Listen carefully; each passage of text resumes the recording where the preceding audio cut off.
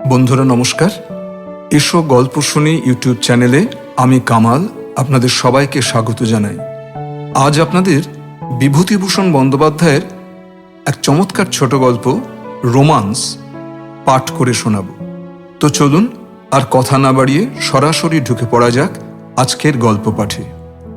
বিভূতিভূষণ বন্দ্যোপাধ্যায়ের ছোট গল্প রোমান্স।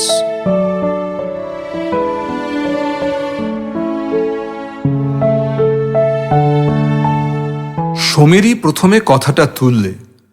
তার মতে এই যে রোমান্স, প্রেম ওসব নভেলিয়ানা কেবল নভেলেই ঘটে, বাস্তব জীবনে ওদের অস্তিত্ব নেই। তাতে সুধীরও যোগ দিল বলে মনে হলো। ক্রমে ক্রমে বাকি সবাই সমীরের মতেই মত দিল। তারপর ক্লাবের বেয়ারা চা দিয়ে গেল। চা খেতে খেতে আমাদের গল্পের ধারা শীঘ্রই এসে টেনিসে পৌঁছলো অন্য সব দিনের মতো। ঘরের কোণে ব্রিজ টেবিলের আড়ালে রমেনবাবু এতক্ষণ আলোয়ান মুড়ি দিয়ে আরাম কেদারায় টান হয়ে শুয়েছিলেন। এতক্ষণ পর্যন্ত কোনো তর্কেই তিনি যোগ দেননি, বিশেষ কোনো কথাও বলেননি। চায়ের এক চুমুক খেয়েই একটু তাজা হয়ে নিয়ে বললেন, দেখো, তোমরা এতক্ষণ বকে যাচ্ছিলে, আমি শুনছিলাম। কথা কইনি বটে, কিন্তু যখন কথাটা উঠেছে তখন বলি শোনো। রোমান্স আছে এবং খুবই আছে। জীবনটাই তো একটা প্রকাণ্ড রোমান্সে। সে চোখে দেখে কজন, দেখবার চোখই বা আছে কজনের। আচ্ছা, চাটা জুড়িয়ে যাচ্ছে, এসো খেয়ে নেওয়া যাক। শোনো, তারপর বলি। রমেনবাবু আমাদের ক্লাবের নতুন মেম্বার, মাস চারেক হলো যোগ দিয়েছেন। তাকে একটু অদ্ভুত ধরনের লোক বলে আমাদের সকলেরই মনে হয়েছে। ব্রিজ, টেনিস, বিলিয়ার্ড, দাবা কোনো খেলাতেই কোনোদিন তিনি যোগ দেননি। খুব বেশি মেশামেশি বা গল্প কখনো তাকে করতে দেখা যায় না।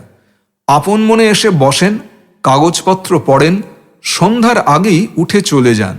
কিন্তু লোকটির মধ্যে এমন একটা জিনিস আছে যাতে ক্লাবের সকলে তাকে পছন্দ করে। তিনি না এলে কেন তিনি এলেন না সে সম্বন্ধে আলোচনা হয়।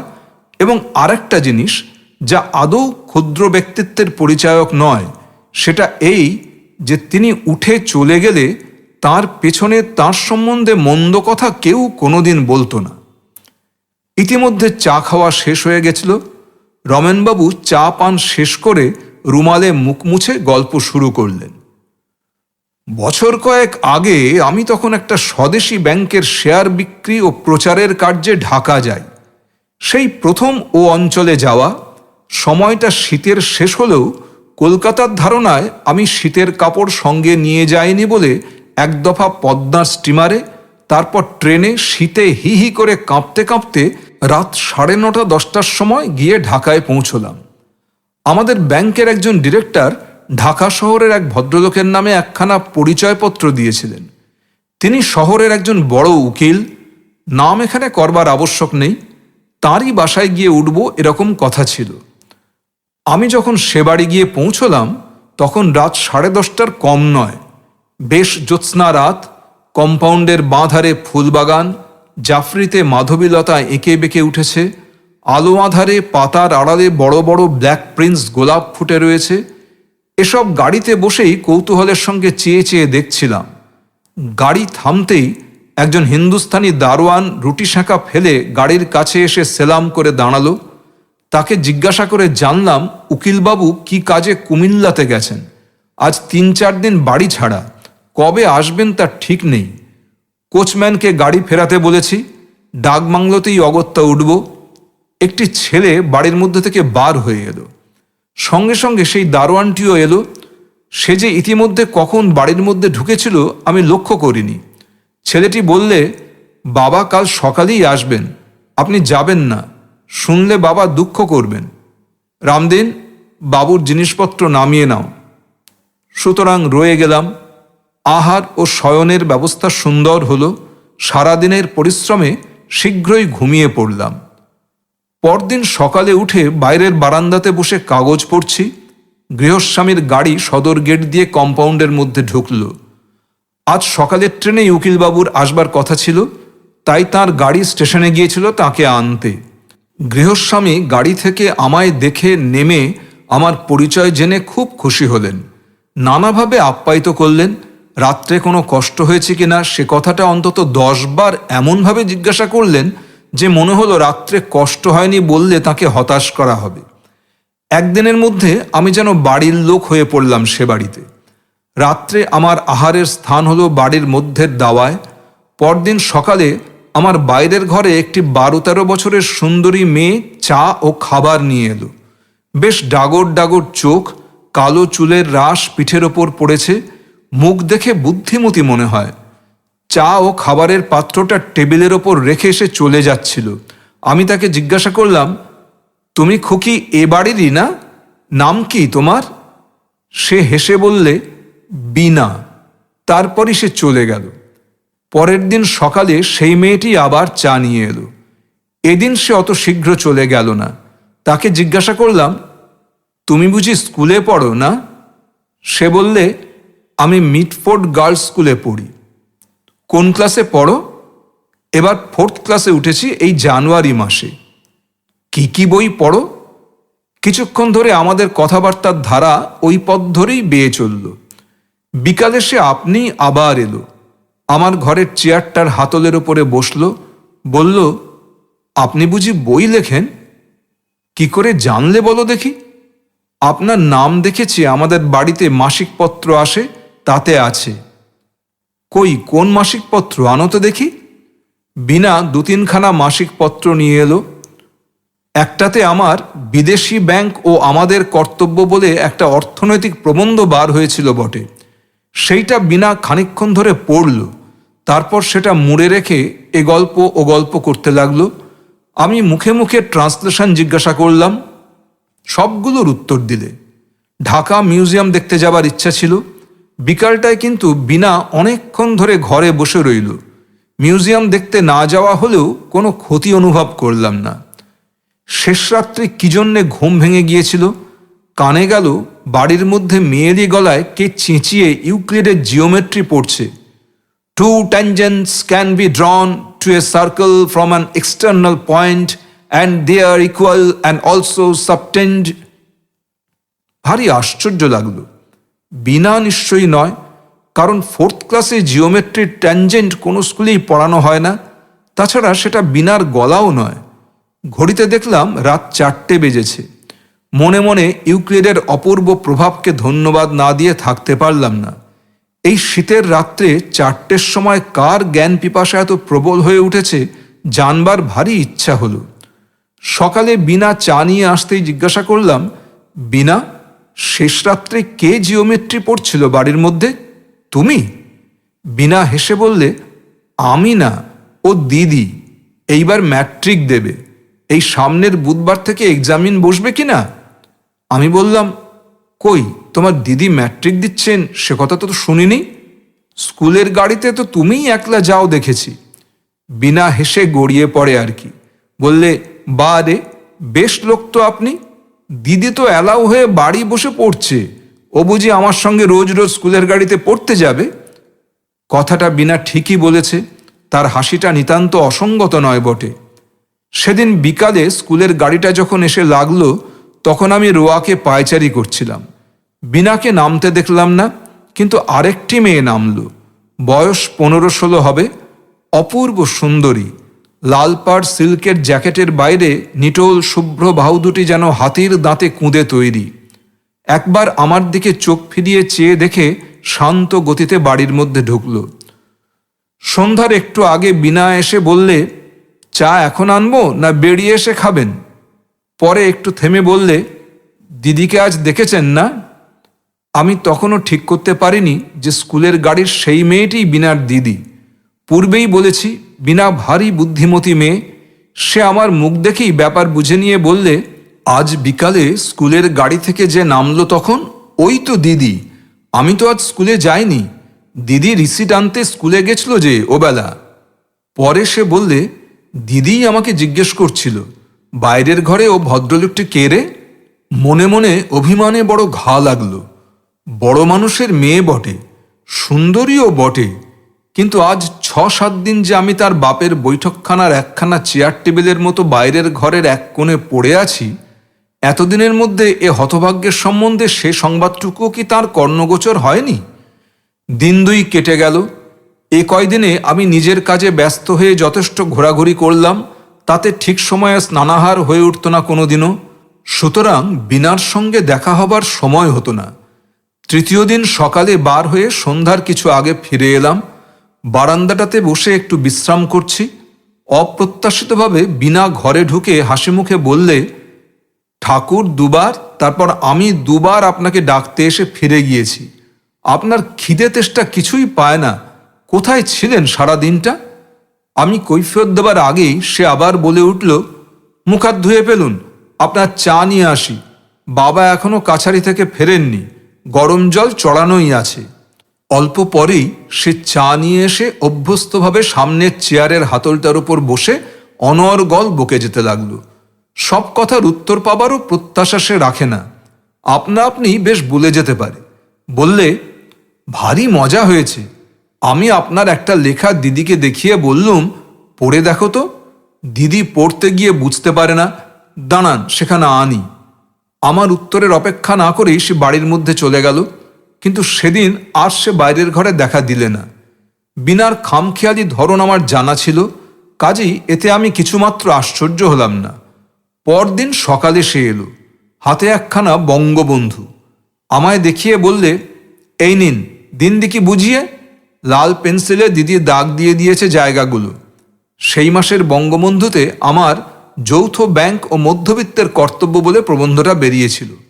হাতে নিয়ে মনে মনে ভাবলাম, যদি ম্যাট্রিক ক্লাসের একটি মেয়েকেও তাক লাগিয়ে না দিতে পারলাম, তবে অনবরত দিন 15 ধরে ইম্পেরিয়াল লাইব্রেরি যাতায়াত এবং নানান ইয়ারবুক নাড়াচাড়া করবার সার্থকতা আর কি হলো। বিনা বিকেলবেলা একখানা খাতা হাতে নিয়ে এসে বললে, চাটা খেয়ে নিন, নিয়ে দিদির ট্রান্সলেশনটা হয়েছে কিনা দেখে দিন তো। দিদি বললে আপনাকে দেখাতে। সেটা হাতে নিয়ে দেখলাম, বেশ গোটা গোটা মুক্তোর ছাঁদের লেখাটা বটে, কিন্তু ট্রান্সলেশনটা বিশেষ উঁচু দরের নয়। কাজেই যখন বিনা বললে, ধরুন 20 নম্বর আছে, কত নম্বর দেবেন আপনি? তখন একটু আমতা আমতা করে বললাম, নম্বর? তা এই ধরো, অবশ্যই বাংলাটা খুব শক্ত, তা ধরো এই 4 কি 5 দিতে পারি। মোটে? তবেই হয়েছে। দিদি তাহলে এবার ইংরেজিতে ফেলু। কথাটা শেষ করেই সে মুখে হাতখানা চাপা দিয়ে খিলখিল করে হেসে উঠল। আমি একটু অপ্রতিভ হয়ে বললাম, না না, ফেল কেন হবেন, আর একটা সোজা দেখে করলেই। এটা বেজায় শক্ত কি না? বিকেলে এসে বিনা বললে, দিদি বলে দিলে আপনাকে রোজ রোজ তার ট্রান্সলেশন দেখে দিতে হবে, পারবেন তো? খুব খুব, নিয়ে এসো না কাল থেকে। কেন দেখে দেব না? সেদিন থেকে আমার কাজ হলো রোজ রোজ একরাশ করে ইংরাজি ও বানানের ভুল সংশোধন করা। বেশ হাতের লেখাটি, কিন্তু খাতার শেষে গোটা গোটা ছাঁদে আমার নেপথ্য পথবর্তিনী ছাত্রীটির নাম লেখা থাকে, প্রতিমা দেবী। কয়েকদিন খুব গুমোটের পর বৈকালের দিকে সেদিন খুব বৃষ্টি হলো। উকিলবাবুর বাড়ির সামনে একটা বটগাছে নতুন পাতা গজিয়েছে। বারান্দাটাতে বসে সেদিকে চেয়ে আমি আমার দেশের বাড়ির কথা ভাবছিলাম। কতদিন যায়নি, কাজের খাতিরে বিদেশে বিদেশে বেড়াতে হয়। তবুও যখন নববর্ষা নামে, বৃষ্টি সজল বাতাসে এখান থেকে 300 মাইল দূরের সে গ্রামখানির ভিজে মাটির গন্ধ যেন ভাসিয়ে আনে। মনে হয় আমার ছোট ভাই অন্তু হয়তো এতক্ষণ আমাদের উঠানের বৃষ্টির জলে কাগজের নৌকো ভাসিয়ে খেলা করছে। গোসাই কাকাদের বৈঠকখানাতে এতক্ষণ তাদের মজলিস বসেছে। তখন মন বড় খারাপ হয়ে যায়, ইচ্ছা হয় চাকরি বাকরি ছেড়ে দিয়ে বাড়ি গিয়ে উঠি। উকিলবাবু কয়েকদিন রক্তাধিক্যের অসুখ হওয়ায় বাড়ির মধ্যেই ছিলেন, কাছারিও যাননি। তিনি ঝড় বৃষ্টি থামবার পরে বারান্দাতে এসে আমার পাশে একটা আরামকেদারায় বসে নানা গল্প করতে লাগলেন। বেশ অমায়িক স্বভাবের ভদ্রলোকটি। বললেন, কদিন আপনার খোঁজ খবর করতে পারিনি, কোনো অসুবিধা হয়নি আপনার? হ্যাঁ, দেখুন, বিনা বলছিল আপনি প্রতিমার ট্রান্সলেশন রোজ দেখে দেন। কীরকম বুঝছেন, পাস টাস করবে? ইংরেজিটা তেমন জানে না। যদি কিছু মনে না করেন, তবে আপনাকে একটা অনুরোধ করি, মেয়েটিকে একটু করে দেখবেন আপনার সময় মতো। শুধু ইংরেজিটা দেখে দিলেই। ওর মাস্টার ছিল, হঠাৎ মা মারা যাওয়াতে বেচারি জানুয়ারি মাসে বাড়ি চলে গেল, আর এলো না। অবশ্যই যদি আপনার, বলা বাহুল্য আমাকে এই বিষয়ে রাজি করাতে তার যতটা বাক্য ব্যয় করার প্রয়োজন ছিল তিনি তার চেয়ে যেন একটু বেশিই করলেন। তারপর দিন দুই কেটে গেল। প্রতিমা রোজ বিকেলে নয় দুপুরে খাতা নিয়ে এসে বসে, সঙ্গে থাকে বীণা। কোনো কোনো দিন সেও থাকে না। ধরনটি ওর ভারী মিষ্টি, অথচ ওর মধ্যে এমন একটা স্বাভাবিক গাম্ভীর্য আছে যা অবাধ পরিচয়ের পথে একটা সহজ ব্যবধানের সৃষ্টি করে। সেদিন প্রতিমা এসে সামনের চেয়ারখানাতে বসল। ট্রান্সলেশন দেবার পরে সে মুখ নিচু করে হেসে বললে, আমি পারবো না, এটা বদলে দিন। আমি বললাম, এমন আর শক্ত কি, করে দেখবে এখন সোজা। সে পুনরায় ঠিক সেইভাবে হেসে বললে, না আমি পারবো না, আপনি বদলে দিন। যে সুরে সে কথাটা বললে সেটি অতি শান্ত মৃদু হলেও মনে হলো এরপর আর তর্ক চলে না। বদলে দিলাম বটে, কিন্তু ভাবলাম মেয়েটা একটু একরোখা ধরনের। পড়াশোনা শেষ করেই প্রতিমা খাতাপত্র উঠিয়ে নিয়ে চলে গেল। একটু পরে বিকেলের দিকে আবার খুব ঝড় বৃষ্টি নামল। এ অবস্থায় বাইরে বেড়াতে যাওয়া উচিত হবে না বুঝে চুপ করে বারান্দায় আরাম কেদারাতে বসে আছি। পেছনে দোর খোলা শব্দ হলো। চেয়ে দেখি আগে বীণা, পেছনে প্রতিমা ঘরে ঢুকছে। প্রতিমার আগমন অনেকটা অপ্রত্যাশিত, কারণ এক পড়াশোনার সময়টি ছাড়া প্রতিমা অন্য কোনো সময়ে আমার এখানে আসেনি কখনো। বীণা ঘরে ঢুকেই বললে, কেমন বৃষ্টি নেমেছে মাস্টারমশাই, এসো এসো, ভিজতে ভিজতে এলে যে। দিদি বললে আপনি একলাটি বসে আছেন, তাই চল গিয়ে গল্প। প্রতিমা তার দিকে ভ্রুকুটি করে বললে, আমি? পূর্বে ও কথাটা মনে হয়েছে, এখনও মনে হলো। প্রতিমা যে সুন্দরী তার ব্লাউজের হাতার লাল সিল্কের পাড়ের সঙ্গে সুন্দর খাপ খাওয়া শুভ্র বাহু দুটির নিটোল গঠনের দিকে চেয়ে একথা মনে মনে অস্বীকার করতে পারলাম না। কিন্তু সকলের চেয়ে অদ্ভুত তার দুটি চোখ ও ভুরু দুটির একটা বিশেষ ভঙ্গি।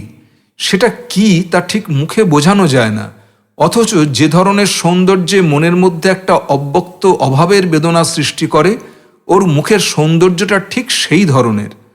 প্রতিমা বললে, একলা বসে থাকতে আপনার খুব ভালো লাগে না? বসে বসে লেখেন বুঝি? ওহ, কি শক্ত লেখাই লিখেছেন। আচ্ছা, অত পার্সেন্টেজ, গ্রাফ, সেন্সাস রিপোর্ট কোথায় পেলেন?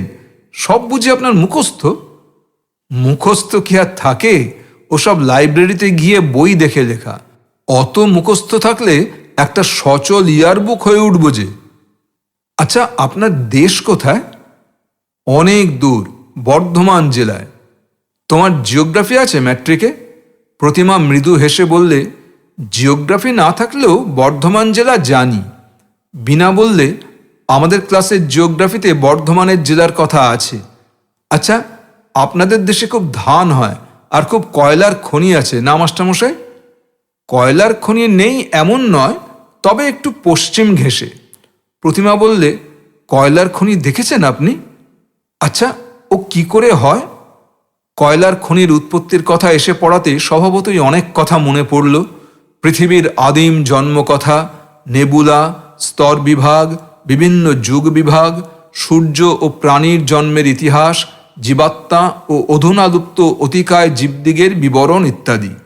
একদিকে প্রতিমার সৌন্দর্য, অন্যদিকে এসব মহিমাময় বৈজ্ঞানিক রোমান্স যেন একদিকে শাশ্বতী নারীর কমনীয়তা, অন্যদিকে পুরুষের বিশাল প্রসারতা ও উদার কল্পনার প্রতীক। প্রতিমা খুব মন দিয়ে শুনছিল এবং মাঝে মাঝে এ প্রশ্ন ও প্রশ্ন জিজ্ঞাসা করছিল। শেষ হয়ে গেলে বললে, আমি এসব কথা শুনিনি তো কোনোদিন, স্কুলে কেউ তো বলে না। ওরা চলে গেল। বাইরে গিয়েই প্রতিমা বীণার দিকে চেয়ে নিচু গলায় শাসনের সুরে বলছে কানে গেল, ওরকম মাস্টারমশাই মাস্টারমশাই বলছিলি কেন বীণা? ভারী খারাপ শোনাচ্ছিল কানে। উনি কি আমাদের মাইনে নিয়ে পড়ান? কয়েকদিন পরে হঠাৎ আমি কলকাতায় ফেরবার জরুরি তার পেলাম অফিস থেকে। পরদিন সকালে বিছানাপত্র বাঁধাছাদা চলছে। বীণা এসে বললে, আপনার আর যাওয়া হবে না। বেশ তো আপনি, ভরা অমাবস্যা মাথায় বুঝি বাড়ি থেকে বেরোতে আছে? দিদি বলে দিলে, মাস্টার এই রমেনবাবুকে বারণ করে আয়, কাল যাবেন এখন। খুলুন বিছানা, ধরব। সেদিন অমাবস্যা কাটবার কথা ছিল না, সুতরাং বিছানাপত্র আবার খুলতে হলো। পরদিন সকালে এক কাণ্ড ঘটল। 10টার গাড়িতে আমি যাব, উকিলবাবু আমার সঙ্গে যাবেন তার কি কাজে ফরিদপুরে। নারায়ণগঞ্জ থেকে এক স্টিমারেই আমরা যাব। সকালে দুজনে একসঙ্গে মাঝের বারান্দাতে খেতে বসেছি। হঠাৎ উকিলবাবু প্রতিমার ওপর রেগে উঠলেন। আজকের রান্নাবান্নার ভার তারই ওপর বুঝি উকিলবাবু দিয়েছিলেন। সে একটু বেলায় আরম্ভ করিয়েছে ঠাকুরকে দিয়ে। এই তুচ্ছ বিষয় নিয়ে, বিশেষ করে আমি সেখানে একজন বাইরের লোক, আমার সামনে মেয়েকে এমন রূঢ় ও অপ্রীতিকর কথাবার্তা বললেন, যাতে করে আমি অত্যন্ত সংকোচ বোধ করলাম। আমার দিকে চেয়ে চেয়ে তিনি বলতে লাগলেন, দেখলেন রমেনবাবু, আজকালকার মেয়েদের, আমি ওকে কাল রাত থেকে বলছি সকালে আমরা যাব, সব যেন ঠিক থাকে। দেখছেন তো একবার কাণ্ডখানা। বলি, এটা কি ঝোল নাকি ছাই? এর নাম ঝোল? না, আমি সত্যি বলছি রমেনবাবু, আমি আজকালকার ওসব বিবি সাজা পছন্দ করি না একেবারেই। খুব হয়েছে, পড়াশোনার আর দরকার নেই, যথেষ্ট হয়েছে। আমার সামনে এসব কথা হওয়াতে হয়তো নেপথ্য পথবর্তিনী প্রতিমা লজ্জায় অপমানে ভেঙে পড়তে চাইছিল। কেননা আমি সম্পূর্ণ বাইরের লোক। তিরস্কারের পর সে আর আমাদের সামনে পরিবেশন করতে বেরোলো না। অত্যন্ত ভারী মন নিয়ে নিজের ঘরটিতে ফিরে এলাম। একটু পরেই বিনা চায়ের কাপে 1 কাপ দুধ নিয়ে এসে বললে, দুধ মিছরি খেয়ে নিন। দুধ মিছরি কেন বলো দেখি? আমাদের বাড়িতে নিয়ম আছে, বাড়ি ছেড়ে কেউ কোথাও যাবার সময় তাকে দুধ মিছরি খেতে দিতে হয়। ওপরের ঘরে বাবাকে দিয়ে এলাম। দিদি বলে দিলে, রমেনবাবুকেও দিয়ে আয় বাইরের ঘরে। গত 3 দিন প্রতিমার সঙ্গে আমার দেখা হয়নি। আজ এইমাত্র এই যা খাবার সময় দেখা হয়েছিল, তাও অতি অল্পক্ষণের জন্যে। যাবার সময়ও দেখা হলো না। শুধু বিনা বিছানাপত্র গাড়িতে ওঠাবার সময় কাছে কাছে ছিল। আমার মনে কয়েকদিন ধরে একটা সন্দেহ হয়েছিল। আমি জিজ্ঞাসা করলাম, বিনা, আচ্ছা একটা কথা বলি, তোমার মাকে তো দেখতে পাইনি কোনোদিন। তিনি, আমার মা 1 মাস হলো মামার বাড়ি গিয়েছেন ছোট মামার বিয়েতে, এই বুধবার আসবেন। আর দিদির মা নেই।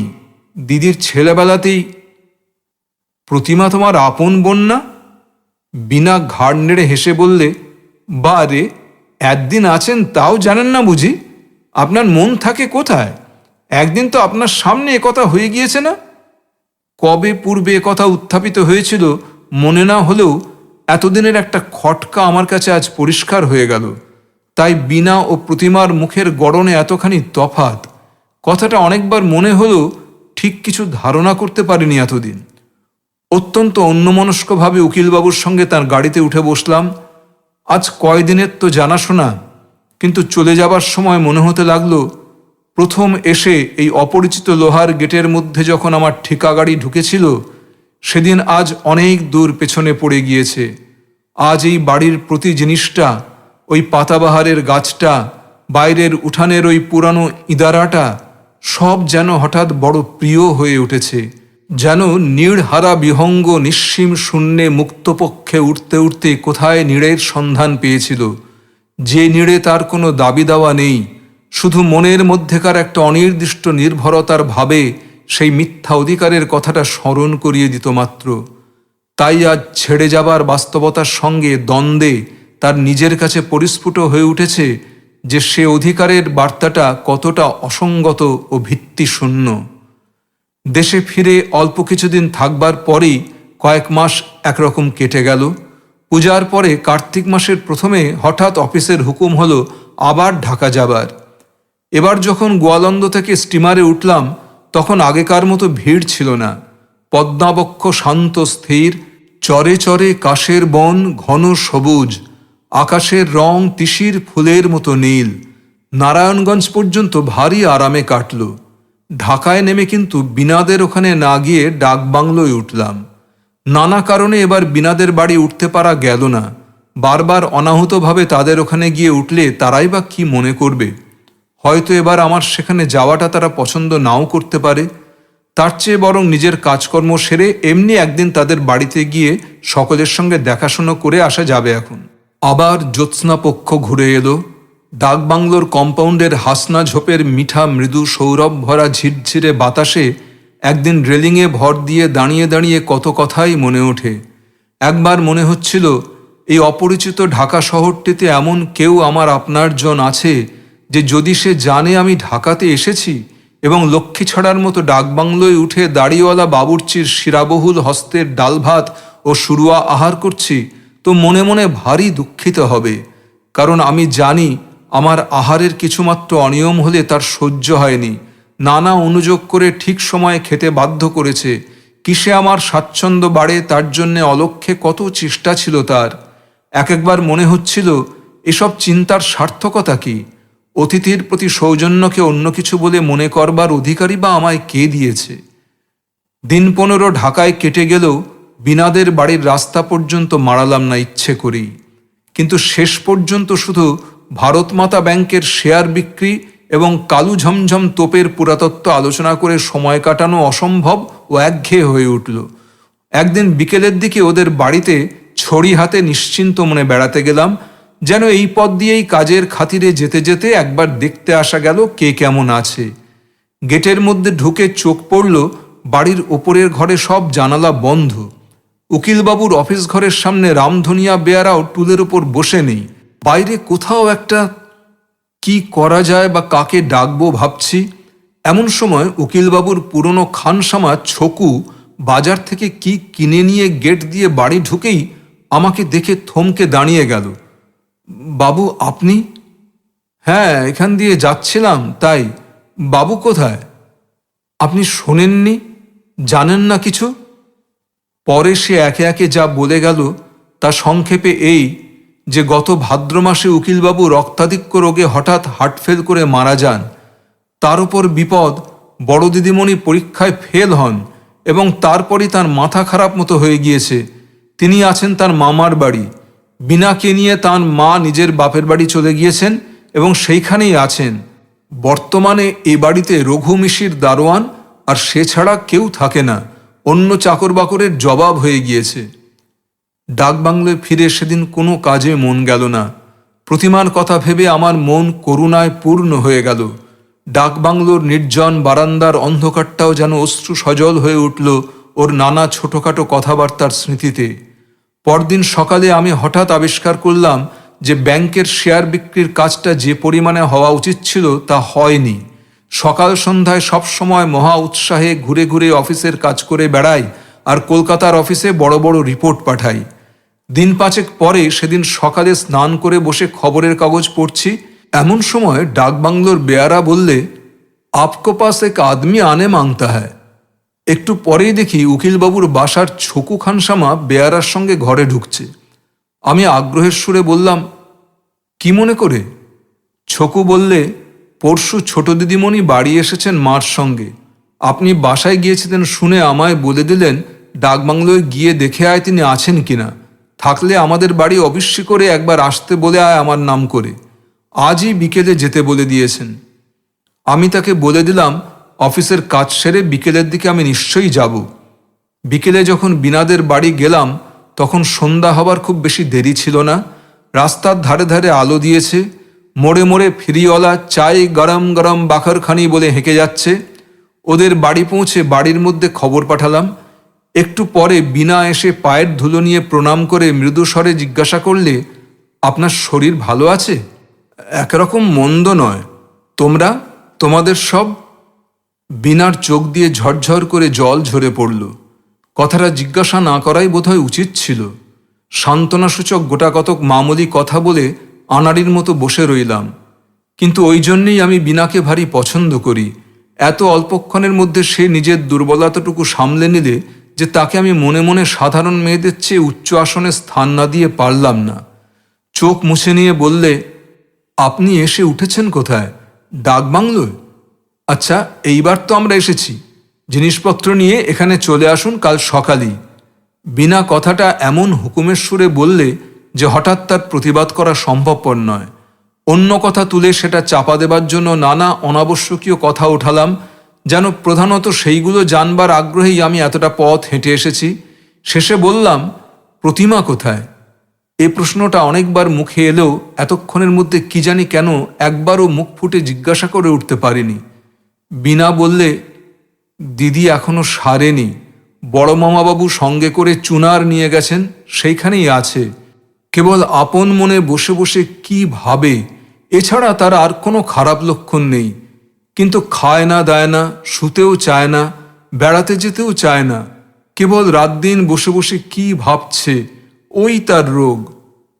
পরীক্ষায় পাশ না করেই বোধহয় এমন হয়ে। বিনা বললে, শুধু পরীক্ষায় পাশ নয়, সে অনেক কথা। আপনাকে বলতে আর কি, আপনি ঘরের লোক।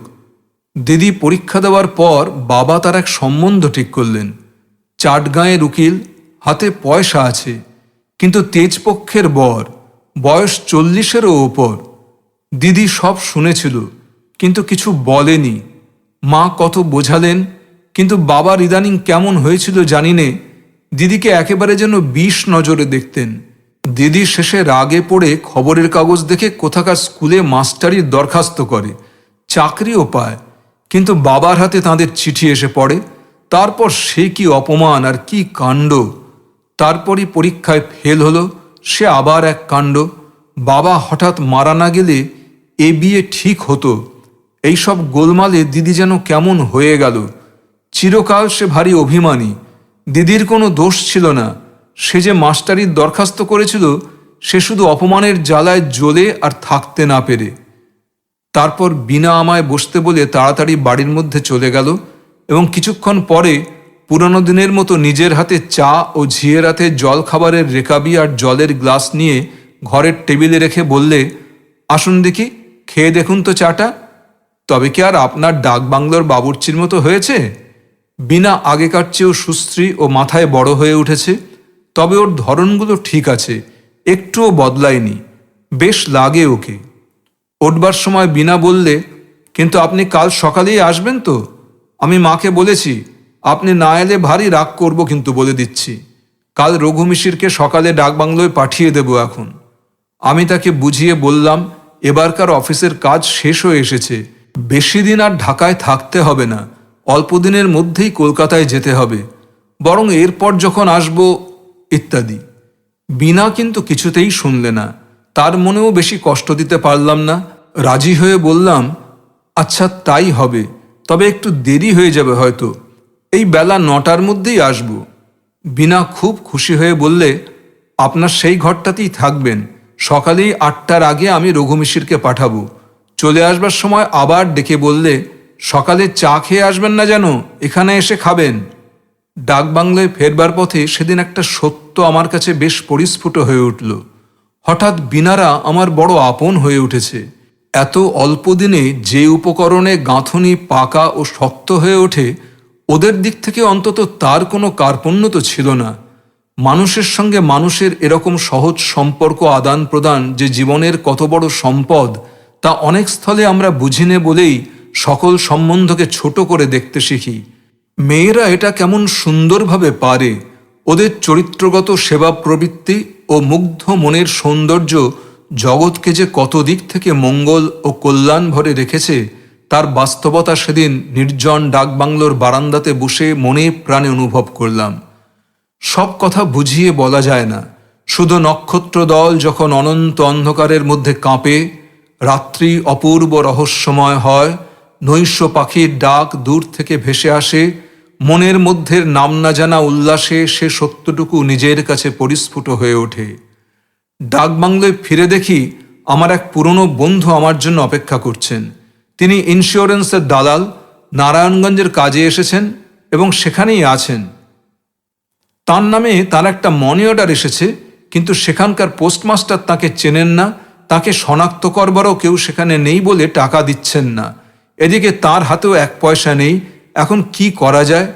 খুব ভোরের ট্রেনে বন্ধুকে নিয়ে নারায়ণগঞ্জে রওনা হলাম। যাবার সময় চৌকিদারকে বলে গেলাম, কেউ এসে খোঁজ করলে বলবে যে জরুরি কাজে নারায়ণগঞ্জে চলে গিয়েছি, আজই ফিরব। নারায়ণগঞ্জে কাটল দিন 2, মহা হাঙ্গামা। পোস্টমাস্টার আমাকেও চেনেন না, টাকাও কিছুতেই পাওয়া যায় না। 2-1 জন যাদের সঙ্গে পূর্বে পরিচয় ছিল, তারা টাকা কড়ির হাঙ্গামা শুনে পেছিয়ে গেলেন। অনেক কষ্টের শেষে কাজ মিটল। ডাকবাংলো ফিরেই অফিসে চিঠি পেলাম, বিশেষ দরকারে কুমিল্লা যেতে হবে। চিঠি এসে 2 দিন পড়ে আছে, আগেই যাওয়া উচিত ছিল, বিলম্বে কার্যক্ষতি হওয়ার সম্ভাবনা। ডাকবাংলোর চাপরাশি বললে রঘু মিশির 2 দিন এসে ফিরে গিয়েছে। এদিকে ট্রেনের সময় সংক্ষেপ, ফেরবার পথেই বিনার সঙ্গে দেখা করা ঠিক করলাম। কুমিল্লা থেকে যেতে হলো চাটগাঁ, সেখান থেকে স্টিমারে বরিশাল, সেখান থেকে কলকাতা। তারপরেই ফাল্গুন মাসে আমার ছোট বোনের বিবাহ উপলক্ষে 1 মাসের ছুটি নিয়ে বাড়ি। ছোট বোনের বিবাহ শেষ হয়ে যাবার অল্পদিন পরেই মা পড়লেন অসুখে এবং মাসখানেক ভোগবার পর চৈত্র মাসের মাঝামাঝি সেরে উঠলেন। কিন্তু চেঞ্জে যাওয়ার দরকার হলো। অফিসে আরও 1 মাস ছুটির দরখাস্ত করাতে তারা ছুটি তো দিলেই না, বরং লিখলে শীঘ্র কাজে যোগ না দিলে অন্য লোক বহাল করবে। চাকরিতে ইস্তফা দিয়ে এক লম্বা পত্র লিখলাম সেখানে। তাই এতদিন পরে ভেবে দেখি জীবনের গতি অপূর্ব, অদ্ভুত। এর চেয়ে বড় রোমান্সের সন্ধান কেউ দিতে পারে না।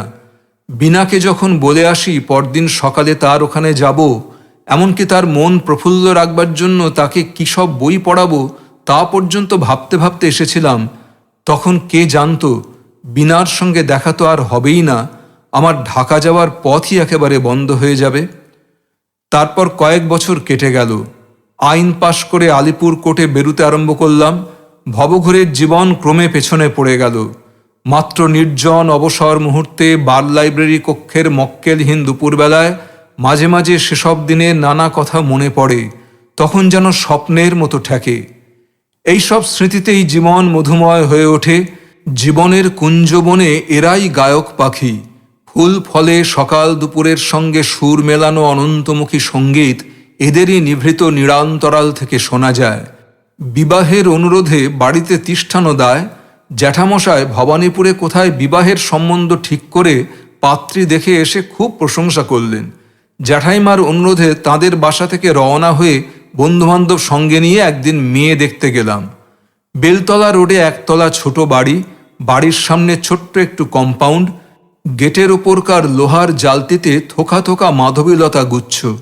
আমরা গিয়ে বৈঠকখানায় বসবার অল্পক্ষণ পরেই মেয়েকে আনা হলো।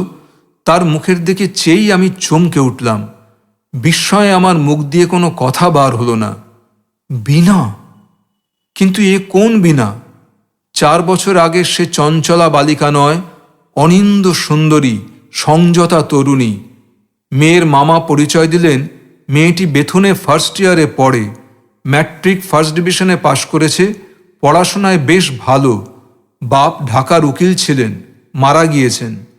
বীণা চোখ নিচু করেছিল, আমার দিকে চায়নি। সে বোধহয় জানেও না যে আমি পাত্র। বাড়ির বার হয়ে এসে বন্ধুরা আমাকে ভাগ্যবান বললেন, ওরকম পাত্রী অদৃষ্টে জোটা ইত্যাদি। কাউকে কোনো কথা বললাম না। শুভ দৃষ্টির সময় কাপড় ঢাকা দিয়ে দেওয়া হলো না। এমনি দুজনে দুজনের দিকে চেয়ে দেখলাম। বীণার মুখের অবস্থা ফটোগ্রাফ নেবার যোগ্য হয়েছিল। অনেক রাত্রে বাসরে সে শাসনের সুরে বললে, আপনি তো আচ্ছা, তলে তলে বুঝি এইসব কুমতলব ছিল? আমি উত্তর দিলাম, আমি বুঝি জানি? মেয়ে দেখবার দিন তো আমি জানলাম। আগে জানতে পারলে তুমি বোধহয় এতে রাজি হতে না, না? বীণা রাগে ঘাড় দুলিয়ে মুখ অন্যদিকে ফিরিয়ে নিলে। আমার দিকে না চেয়েই বললে, কোথায় ছিলেন এতদিন নিরুদ্দেশ হয়ে? আর এলেন না কেন সেবার? সংক্ষেপে কৈফিয়ত দেবার পর আগ্রহের সুরে জিজ্ঞাসা করলাম, প্রতিমাকে দেখছি না, সে কি এখানে আসেনি আজ? এবার বীণা আমার মুখের দিকে চাইলে, চেয়ে চুপ করে রইল। তারপর সংযত সুরে বললে, জানেন না, দিদি নেই, সেবারই মাঘ মাসে মারা যায়। মাথা তার ভালো হয়নি। আপনার নাম বড় করত আমার কাছে, কতদিন বলেছে।